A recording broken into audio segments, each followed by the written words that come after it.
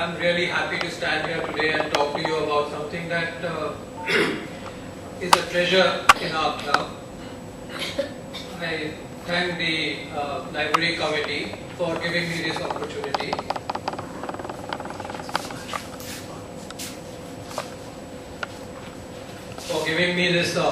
Today. The story goes back to 2002.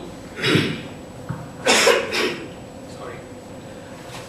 I'd like to talk to you about something we discovered in the library of the Sikandrabad Club in 2002. I was very keen, I still am, on birds, and Mr. Sen, the librarian, knew about my interest. I used to borrow the Fauna of British India series which the club had and take them home and Xerox them and return the copies. And then one day after I had taken 3 volumes, he told me, sir, there are some very large picture books lying here, nobody sees them, they are gathering dust. Now I had been doing some research in the Bombay National History Society, and when he said very large picture books, I knew what it was. So I said, let's see what they are, and there lying on the ground was a whole pile of gold. Pronounced gold here, but gold. And I told him, Sen, just don't tell anybody that you have these. Keep them away in a cupboard, lock them up, and I'm going to come here every day for a week, and we will make an inventory of this and tell the club members.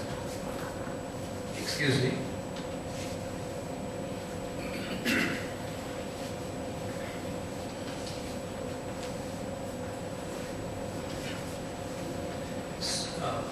So I did precisely that, and we made an inventory, and the story will unfold. But the 2 things that we celebrate today is, of course, the gold collection that we have, and the process of printing which was invented in the early 1900s, in the mid 19th century. Which lasted for about 100 years, and in those 100 years you see these fabulous folios printed using that process. That process was called lithography. Afterwards, of course, different processes came, color lithography came, and other printing processes came. But this process of lithography was a change in the way things were printed after 300 years. For 300 years, the printing process was almost unvarying, it was the same. But lithography brought in a process where the artist could actually draw on the plate which was used for printing. I'll show you what it is. Can we have the next slide? So I would like to dedicate this small presentation to a few people who made the volumes the way they are today. It started off after we found the volumes. My uncle was into art and such things, and so I asked him, what do? We have this fabulous collection in the club. So he put me on to people at the Salarjung Museum, and I'm happy to say that Mr. Muhammad Azam Ali, who actually did the restoration work, is here with us today. Azam, he's standing there. He did all the work.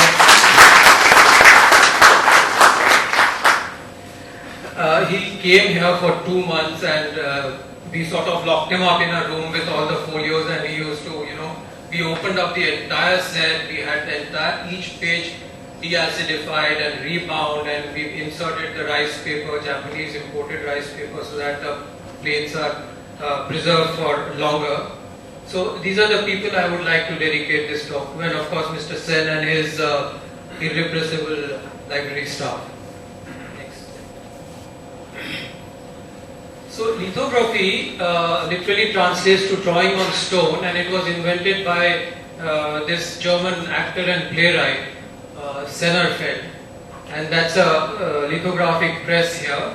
So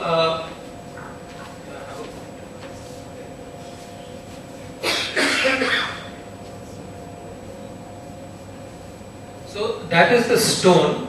It was a limestone that was used of the very highest quality, and this is the press after ink was spread on the stone and a paper place. This press was, the whole thing was pressed with this moving platen. Next please. And the other man who really exploited this printing process was a guy called John Gould. He was a gardener's son, and his is a story in the Victorian age of a poor boy who made it really good because he had a very canny business sense, and as a youngster he was fond of birds, and though his father was a gardener and he wanted John Gould also to become a gardener, our friend was interested in taxidermy, so he used to shoot birds and kill them and then stuff them up and either sell them or keep them for himself. He became really, really good at it. Apparently, when the king's pet giraffe died, John Gould stuffed it up really well. As a youngster, one of his jobs was to collect dandelions for Queen Charlotte's evening tea, and he saw this process of printing, and he published nearly 40 volumes, 40 different volumes during his lifetime. Approximately 3,300 plates. John Gould published 3,300 lithographic plates, but of them only 2,999 were unique. The rest he repeated in several books. Next please. Now, during the Victorian age, how did he get the specimens? Where did he get the birds from? What you have to realize is, it was the height of British power, the Victorian age. Britain was spreading its wings across the world. Its people, its armies were all over the world, and stuff was coming back to England. Of course, they were looting other things, valuable things from the human point of view, but they also wanted collections of natural fauna, flora, to populate not only their zoos and private. There were a lot of private zoos also that lords had and rulers had, and they used these to stuff their museums. They had skin specimens, and so that was one of the source. And this is the Zoological Society of London, which is now the London Zoo. A lot of animals and birds used to come here, and it was one of the primary sources for John Gould's models for his work. Next please. When John Gould came to London, and he was about 21 years, because of his prowess at taxidermy, the Zoological Society of London appointed him as their taxidermist. And he, it was just that quirk of fate that Gould was at the right place at the right moment in history. He was a leading taxidermist, and with years he became a very fine ornithologist.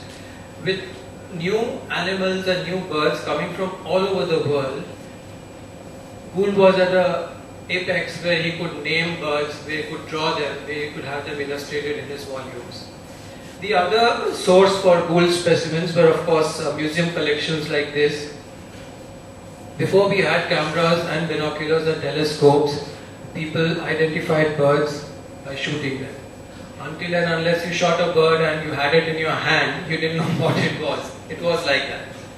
And that was the basis for the mammoth collections that you might have 2,000 specimens of just one bird in one museum. And there are hundreds of such museums all over the world. But that is science. It has to happen, otherwise science doesn't progress. And so, from these skins, the artists were so skilled that from these skins, they were able to recreate what you have seen on those plates. So these were the two primary sources for models for John Gould and his work. Next,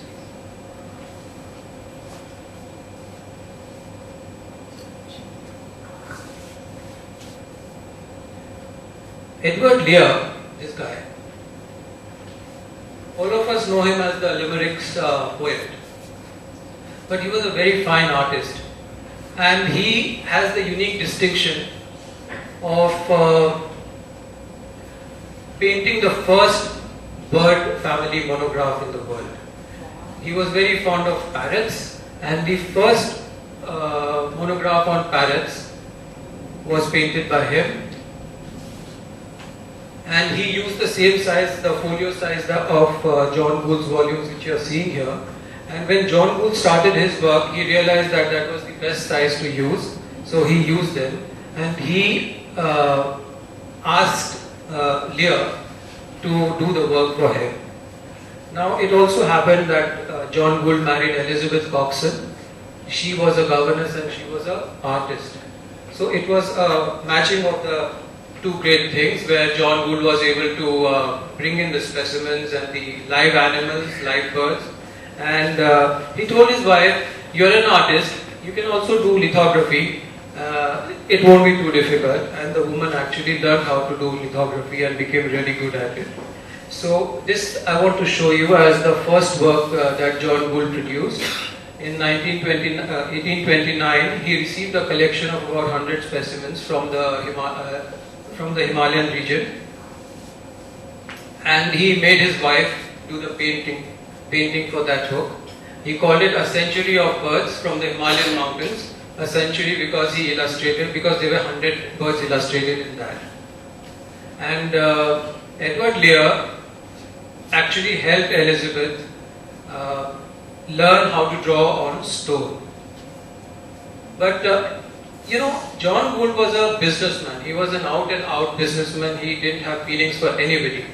And every artist that worked for him had bad relations with him.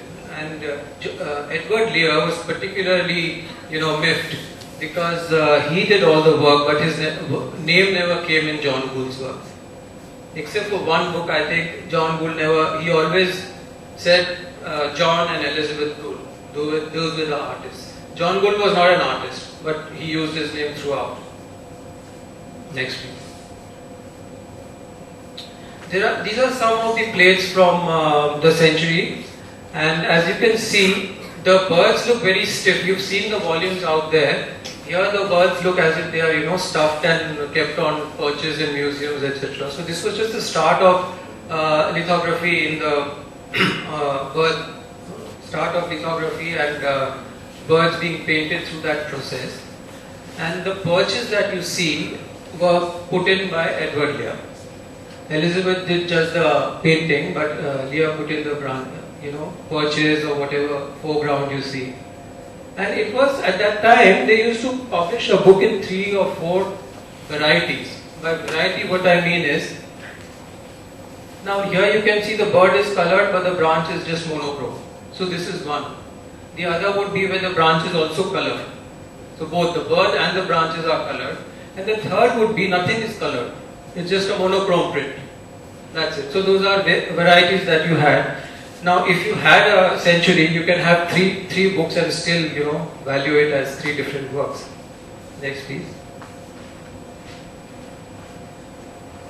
Some more paintings here, and I'd just like you to keep in mind the styling of the work, how it is very stiff, and colors are alright, they are very nice, but even then not as resplendent as the volumes you saw. Next please.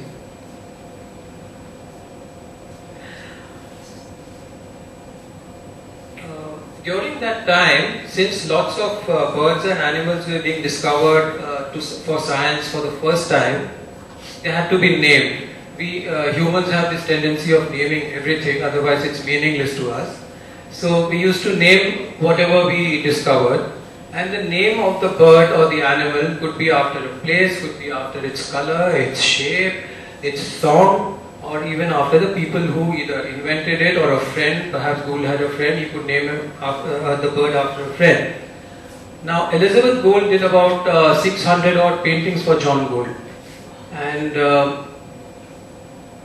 in the century, Gould was a kacha ornithologist. He wasn't a good ornithologist. So he asked the secretary of the London Zoological Society, a chap called Nicholas Viggers, that you write the text, I'm not good at it. So Viggers named the birds, and he wrote the text. And he found that he really liked Elizabeth Gould's work. So he named this sunbird after her. And where he names it,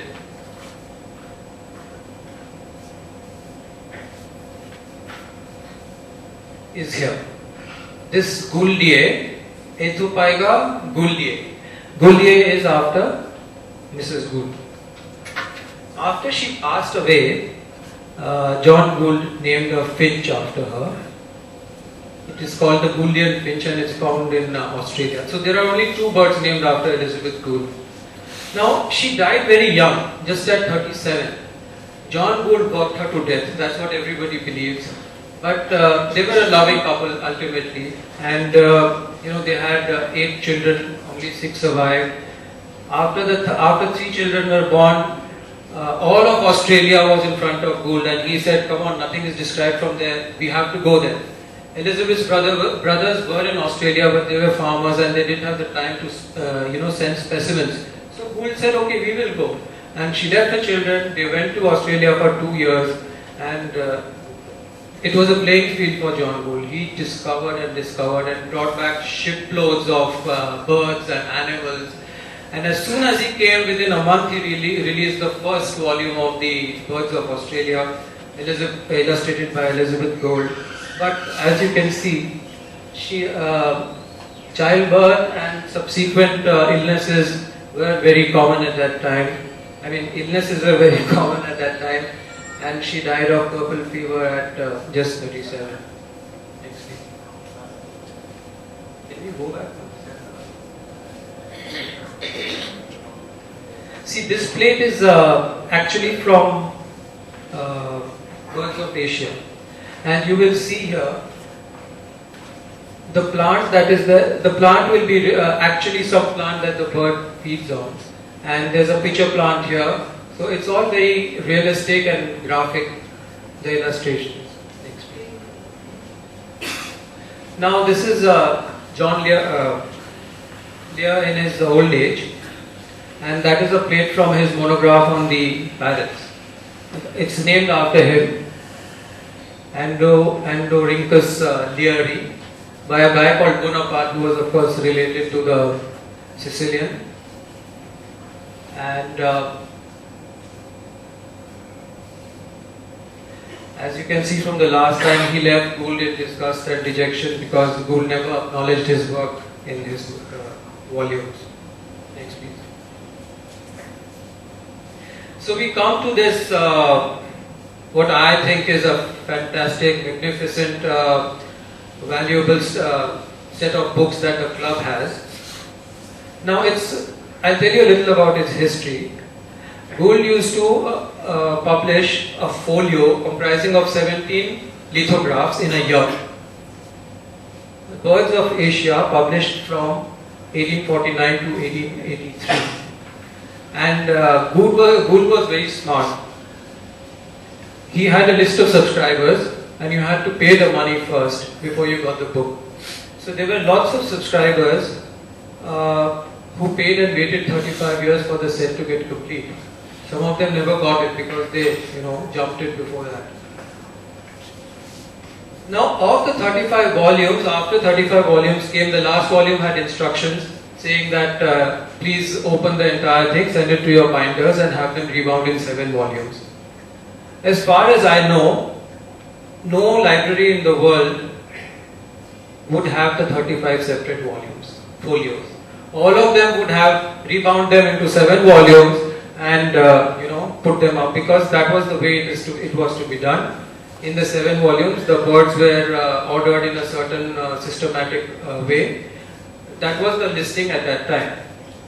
So the uniqueness of our set, the club's set, is that all 35 volumes are present in their original state with 17 folios in each, with the letterpress and with the original wrappers. The wrappers is what we call the cover of a book now, but the wrappers were very important at that time because they had the contents printed on it, and they also had the date printed on it. The date was essential because many of the books had new birds or animals described in them, and the priority of description in print was essential, and that is what was taken as the name in perpetuity. So there were law cases also. If I painted a bird and I went with a friend and he was to write the description and I was the artist and I painted the bird, but before his description got published, if I gave the painting to another magazine that printed it on the cover, that became the first description and I got the credit for the naming of the bird. So here you see the 7 volumes and they had separate title pages, which is there in the last volume here, printed separately in the last volume, so that they can be rebound with the 7 volumes. Next please. Now this is the way our set is. As you can see, this is the wrapper, the front wrapper of the book. Here there are 3 folios listed, and this was a monogram that he used throughout. It's that of a monal pheasant. And it was dedicated to the Honorable East India Company because they ordered 40 sets from him right from the beginning. And you can see here,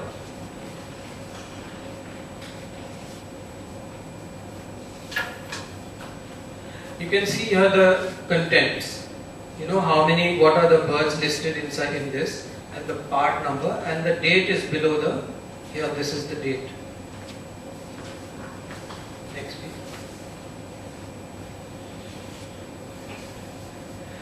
Right, as you can see, Gould's Birds of Asia was published in 35 separate folios over 34 years and sold by subscription. As I said, people waited all their lives, some didn't even get them in their lifetime. And Gould himself was not able to complete the entire set during his lifetime. The last 3 folios were issued after his death by a guy called Richard Bowdler Shah, who was then the secretary of the Zoological Society of London. Of the British Museum, I'm sorry. He was the curator and secretary of the British Museum.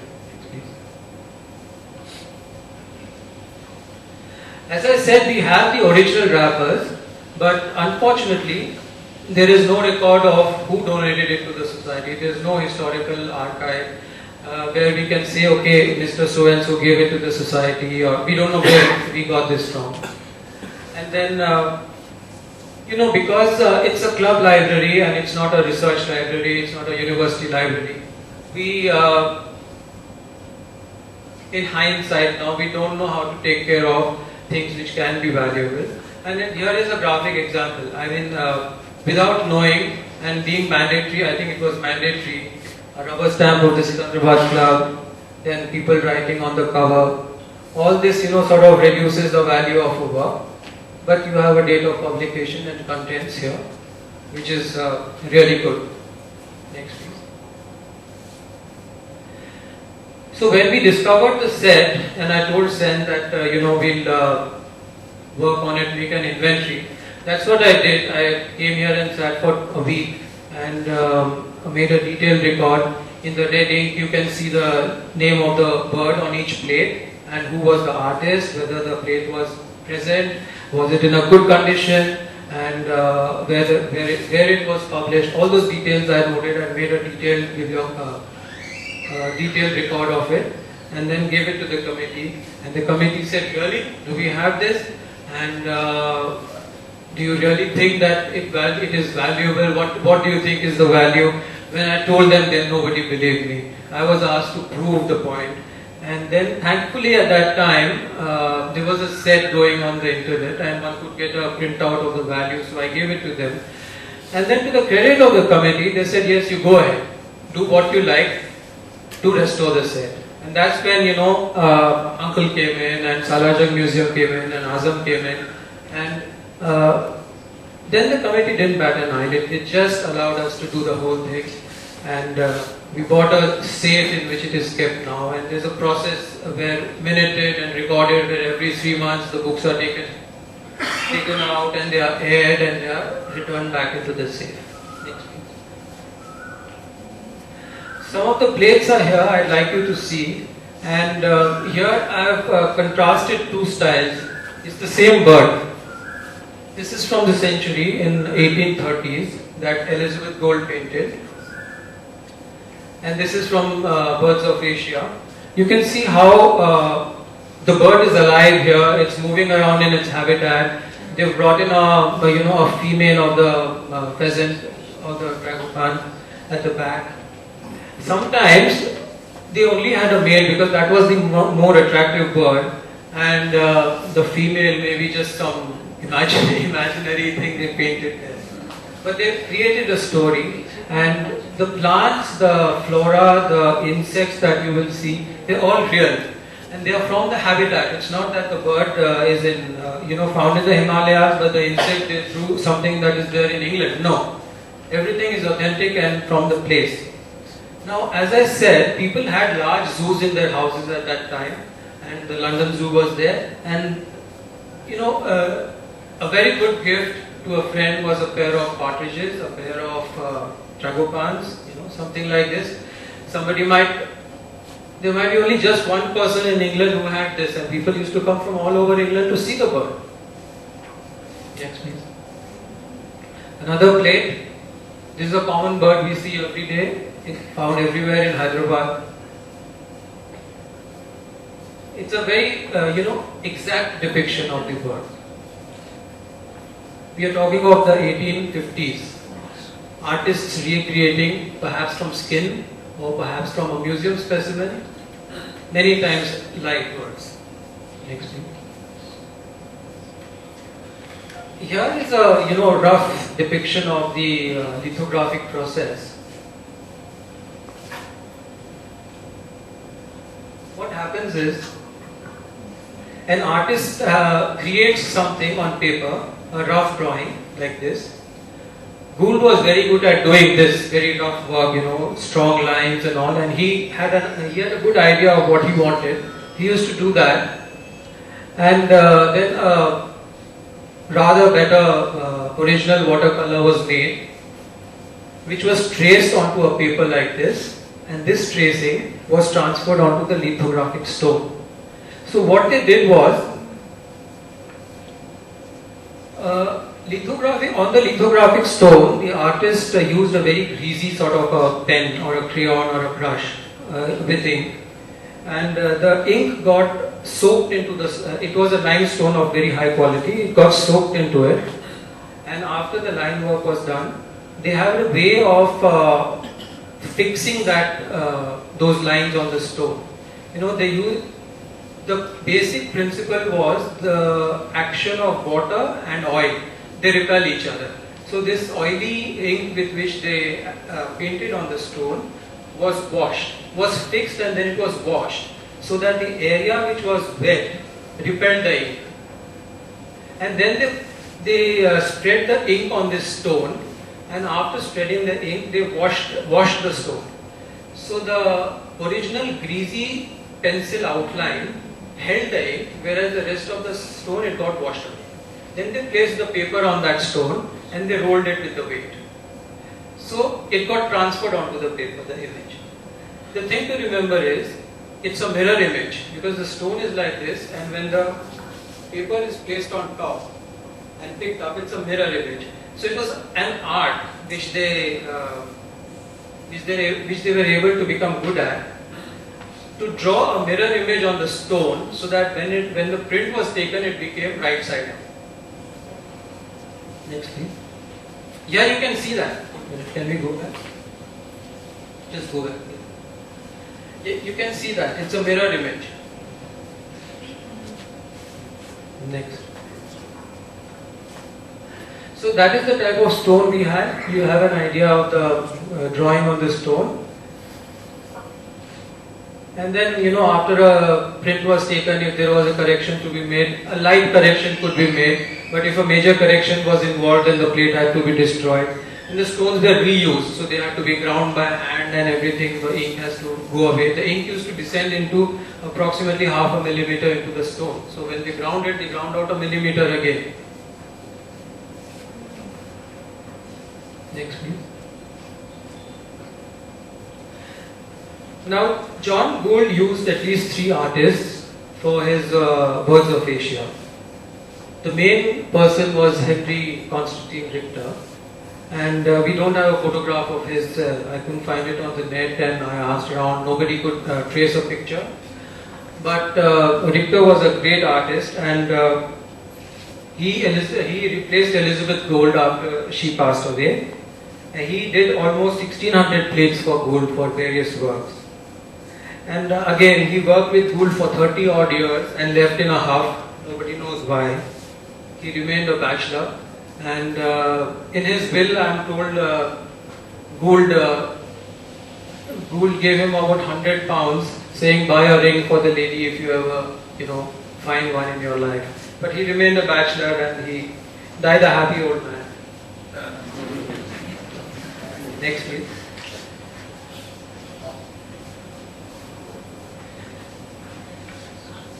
They brought in elements from the ecology of the bird. You can see the owls there eating a shrew, and they are perched on a branch which is covered with plants. Similarly with this lovely mottled wood owl. They are all from India, all found here. On that plate he is shown two subspecies, two races. Next, please. Birds of Asia is famous for its pheasants. The great light of Birds of Asia is the depiction of pheasants by Richter and by another artist called Hart. This is a great illustration of one of them.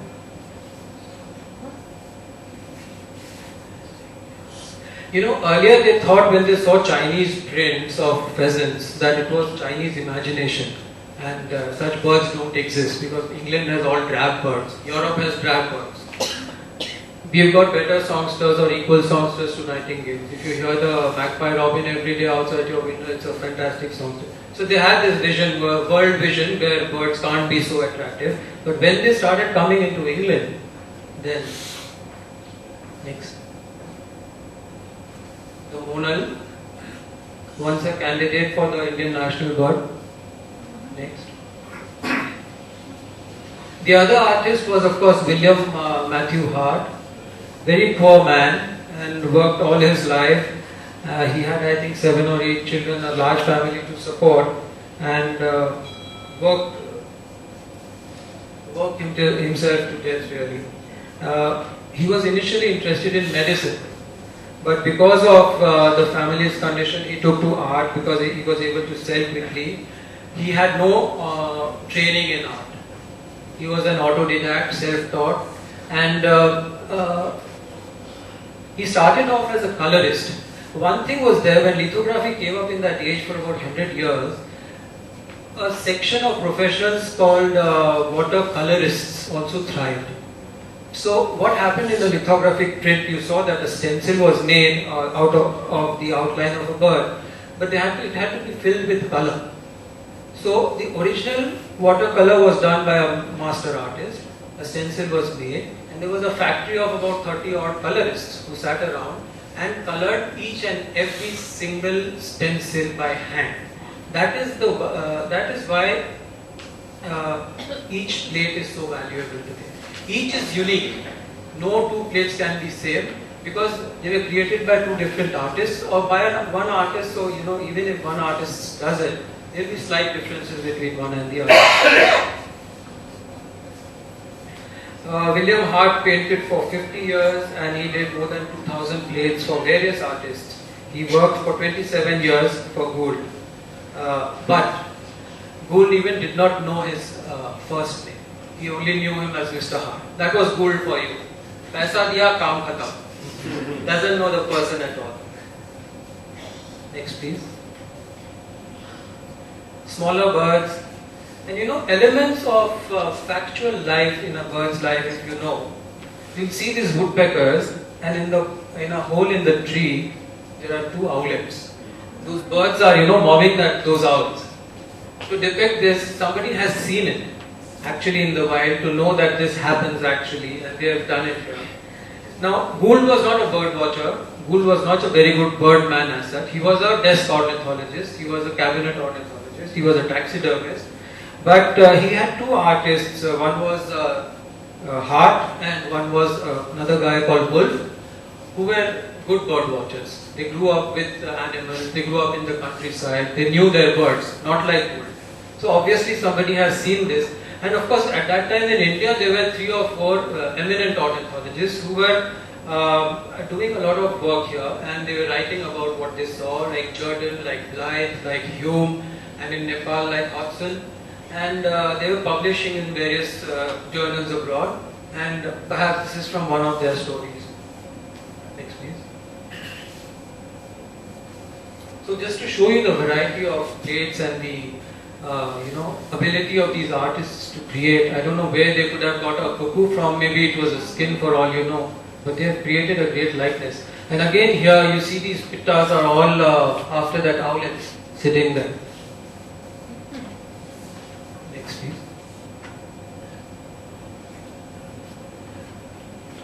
The honey guide had been perhaps discovered by then. That's why it is here. It's a throwback from when India was part of the African continent. Most of the honey guides are on Africa, but we have this yellow-rumped honey guide in India, found in the Himalayas, and of course the black-naped oriole. Next. The third artist was Joseph Matthew Wolfe. Extremely independent, perhaps the first successful professional wildlife artist in the world. Heard nothing, didn't care much about Gould. He was the first person to whom Gould actually bent, and Gould would pay him the price that he wanted. If Wolfe didn't want to paint a bird, he would not paint it for Gould. And Gould he was a great businessman. So the first time that Wolfe was invited to his studio, there was this box of cigars that Wolfe loved to smoke. There was this empty canvas that with crayons, etc., which Wolfe liked to draw with. And in conversation, Gould said, perhaps you would like to draw something if it chooses your fancy. This was a way of working that Gould had, and in the process, he was able to make Wolfe do at least 30 prints for him, paintings for him. But Wolfe was a very kind-hearted man. Though he was independent, he was very kind-hearted, and he liked Gould, so he perhaps did it. But in his a couple of biographies, he is quoted as saying Gould was the most uncouth man he had ever met in his life. Wolfe was famous for his paintings of birds of prey. He really liked birds of prey, and as you can see in the portrait there, he has a Eleonora's falcon on his wrist. And I've shown some here that he did for birds of Asia for Gould, and also for his pheasants, which were really remarkable. Next.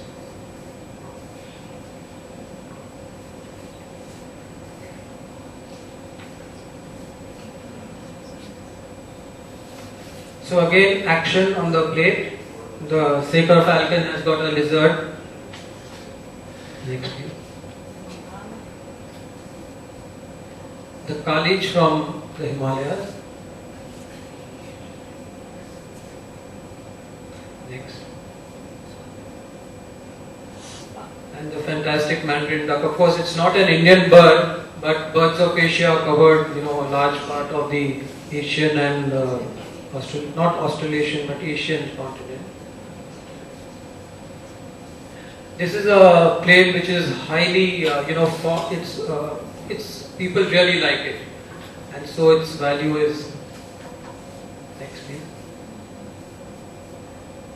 As you have seen, I wanted to show you how the plate used to be.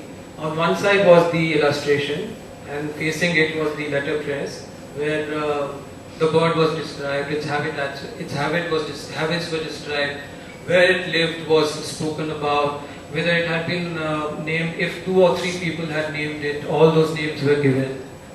And in the last paragraph, many times they said whether it was half size or full size, actual size, or if it was eating an insect, the insect's name was given, the plant's name was given, what it was perched on. A great deal of detail went into the work. Next, please. Now, what happens if you don't know how to take care of things? Putting a rubber stamp. This is all in hindsight. At that time, nobody knew, and in a club like this, one has to record, what it has, and that's the way it was done. But things of such value, rubber stamps, then it was rebound. When we found it, the whole set had been rebound once, and that rebinding had been done in a very shoddy manner. text which didn't have a plate with it had simply been pasted to another page, which should never be done. Then you know how to store it. You have to safeguard against humidity. Foxing happens where brown spots come in, and of course insects. Seeing all this, I still feel that the club set has been kept very well. The condition of the plates is excellent, and the volumes are, the letterpress of course is excellent, and very minimal insect damage is there. So it's a pretty good set, you know, the condition is really quite good. Next please. The sets in Bombay are in bad condition because the weather there is terrible, and such humid weather is an enemy of paper. Now, as I said, the volumes had several birds named for the first time, new to science, new to the world, and here are some that he described in the volumes of Birds of Asia. Next. Some more here. The one in the middle, the white-backed tail, is a migrant, and it comes down to Andhra Pradesh also every winter. Desert wheat deers also we see. Next please.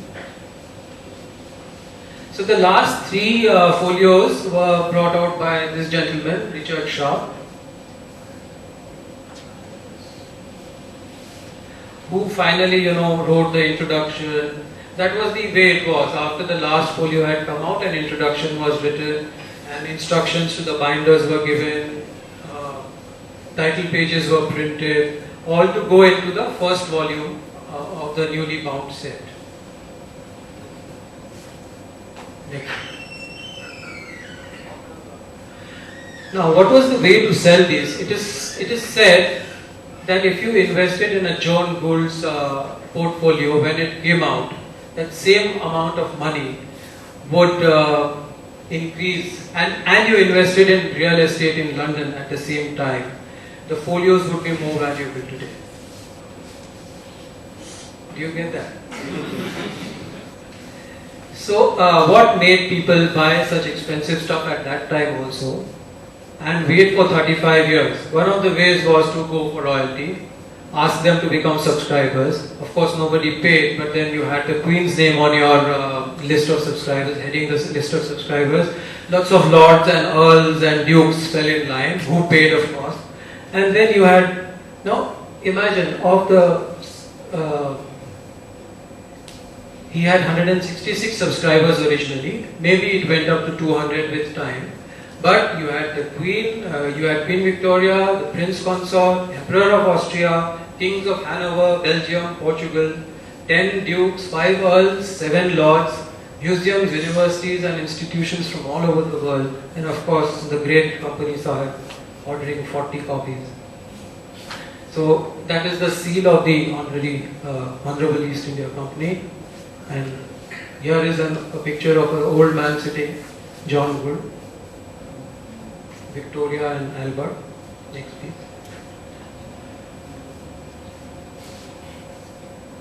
So that's what everybody's been waiting for, was the value of our set. This is not the value of your sets. This is a set of his entire 40 volumes which had come up for auction some time ago. And what I have written here is in 2008 it was sold in Christie's, and the estimated price was about 600,000 to 800,000 pounds.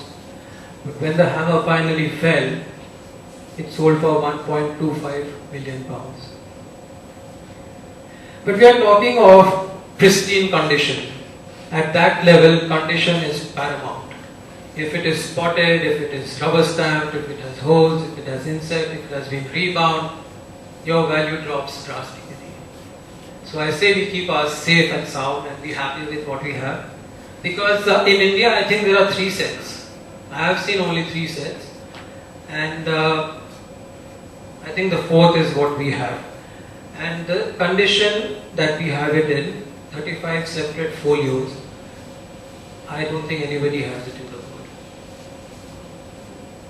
Next please. Thank you.